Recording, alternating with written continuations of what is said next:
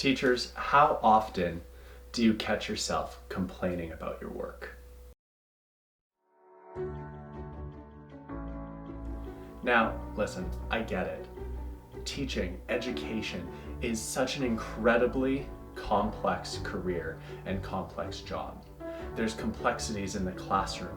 There's complexities within subject matter, curriculum, grade teams. Within your school, there might be challenges with your administration, challenges to do with budget implications or board system decisions or a global pandemic. But how often do you catch yourself complaining about these things that you can't control? But what I need you to remember is that every time that you make the choice to complain about something in your profession that's outside of your control, that's energy that you are choosing to take away from your students. And that's energy that you're choosing to take away from being a better teacher, a better colleague, and a better professional.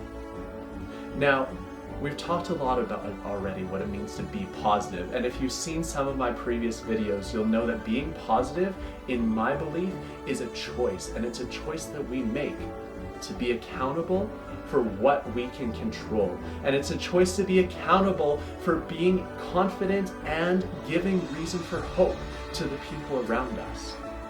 And that means that as challenging as it is, in order for you to be a more impactful educator, I want you to take the time to focus that energy, focus your attention away from those systemic challenges that we know that you have very little influence on.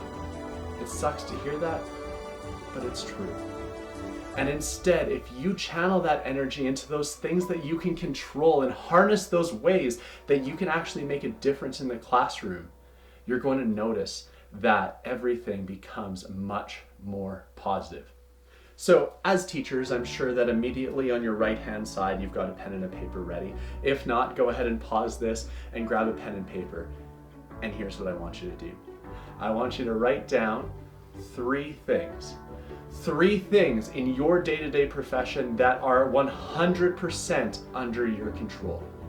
Those things might be your lesson planning, the time that you choose to set aside for prepping the delivery of your lessons.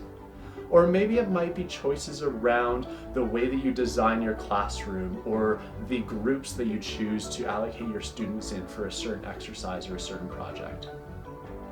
And then under those three things, I want you to write down the number 100. And I'm going to say something to you right now, and it might feel a little uncomfortable at first, but let me explain it to you. It's this.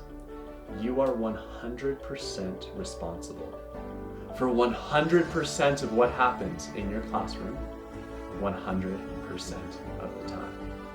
Now you might be watching this and getting really frustrated. You're like, Matt doesn't know what he's talking about. Matt's never worked with kids. Working with kids is one of the most dynamic things that we can do.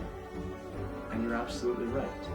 And remember, there are so many things that happen that are outside of our control. But I want you to focus on channeling your energy into those things that we can control that make us effective teachers. And I'm going to say it again. You are 100% responsible for 100% of what happens in your classes, 100% of the time.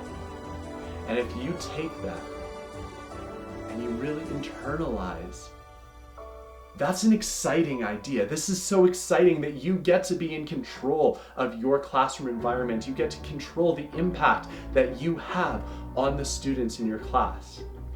And this is your opportunity to practice being positive by taking control of what in your environment you have control of.